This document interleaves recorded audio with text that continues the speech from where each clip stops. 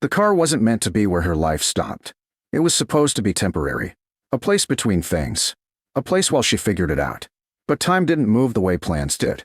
And somewhere between the first night and the 15th, temporary became routine. Helen stopped counting after that. She sat in the driver's seat with the engine off, watching the condensation slowly fade from the windshield as the morning light pushed its way in. The world outside was waking up. People had places to go, doors to open, lives to step back into. She stayed still, in the back seat. Her husband's old jacket was folded carefully, resting where she could see it without turning around. She hadn't moved it since the day she put it there. Not because she couldn't, because she wouldn't. Just a little longer, she murmured. She didn't know who she was saying it to anymore. The landlord had been polite. At first. I understand, he said. Take a little time. But time had limits. And patience did too. The final notice came folded neatly, like that made it easier to accept.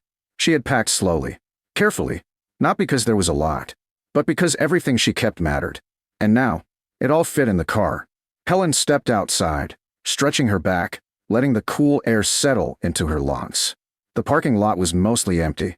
She had learned where to park, where she wouldn't be noticed, where she could stay just long enough. But not too long. That morning, she didn't want to stay. So she walked, away from the lot, toward the edge of town, where the buildings thinned, and the land opened. She didn't have a direction, just movement. The road curved slightly, turning into something less maintained, less traveled. That's when she saw the sign. It leaned to one side, half hidden in overgrown grass. For sale. Below it. Faded, but still readable. Cottage. Helen slowed. Not because she was interested. Because it didn't make sense. Who sells something out here? She followed the narrow path. The cottage came into view slowly. Small. Wooden. The roof sagged slightly, one corner dipping lower than the rest. The windows were dusty, one cracked. The door sat uneven in its frame. It didn't look abandoned in a dramatic way. It looked left behind. No one would want this, she said quietly. But she didn't leave. She stepped closer. The ground beneath her feet shifted between dry and soft patches. She tested the porch first. It creaked, but held. That was the first thing she noticed. It still held. She pushed the door. It resisted, then opened with a low, rough sound. Inside, silence. Dust. Still air. Light filtered through the windows in soft, uneven lines. The space was small. Simple. A main room. A corner kitchen. A narrow doorway leading further inside. Nothing valuable. Nothing obvious. But the structure hadn't collapsed. Helen moved slowly. Step by step. The floor creaked beneath her. But didn't give. She paused near the center of the room. Something about it felt solid. Not new. Not strong. But stable. She stepped into the back room. Smaller. The floor here felt different. Slightly uneven. She pressed her foot down gently. It didn't sink. But it wasn't the same as the rest. She frowned slightly. Then stepped back. One thing at a time, she murmured. She wasn't here for that. Not yet. She stepped back outside. The wind moved softly through the grass. The cottage stood behind her. Worn. Quiet. But standing. She looked at it for a long moment. Then turned back toward the road. The number on the sign still worked. The owner arrived later that afternoon. An older man. Quiet. Practical. He stepped out of his truck and looked at her, then at the cottage. You hear about this? He asked. Helen nodded. He glanced back at the structure. You know what it is. A cottage. A forgotten one, he said. He walked her around it, pointing things out. Roof damage. Floor wear. Years of neglect. Been sitting like this a long time, he said. Helen listened. Not to what was wrong, but to what was still there. Then she asked, how much? He looked at her carefully. Not judging. Not dismissing. Just assessing. How much you got? He asked. Helen hesitated, then answered honestly. $21. There was a pause. He looked back at the cottage, then at her. Finally, give me $5. $5, she repeated. $5, he said. And it's yours. Why? She asked. He shrugged. No one else wants it. And something tells me, he glanced at her. You're not looking for perfect. Helen didn't respond. She reached into her pocket, pulled out $5, handed it to him. And just like that, she owned a cottage no one wanted. That night, she didn't go back to the parking lot. She brought the car, parked it beside the cottage, sat there for a moment before getting out. The air felt different. Quieter. Still, she stepped onto the porch again. opened the door, and walked inside. Slow, careful. The space hadn't changed. Still broken, still worn. But now, it was hers. Helen set her bag down near the wall, looked around once more, then said quietly, "All right, no plan, no list, just the next step." And somewhere beneath those floorboards, something waited. Something no one else had seen. Not yet. The first night inside the cottage didn't feel comfortable, but it felt different. Helen sat on the floor with her back against the wall, her husband's jacket folded beside her like it always was. The air inside was cool, carrying a faint scent of old wood and dust, but it didn't shift the way the air in the car did. It stayed. It settled.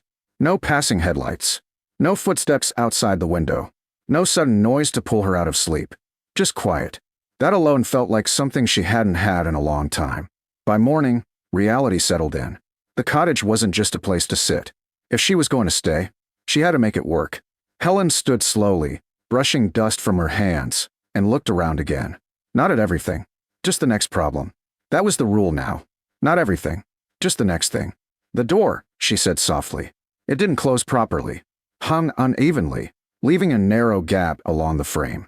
She stepped outside, walked around the structure, and found what she could: old wood, broken planks, pieces of something that had once been part of repairs. She carried them back, piece by piece.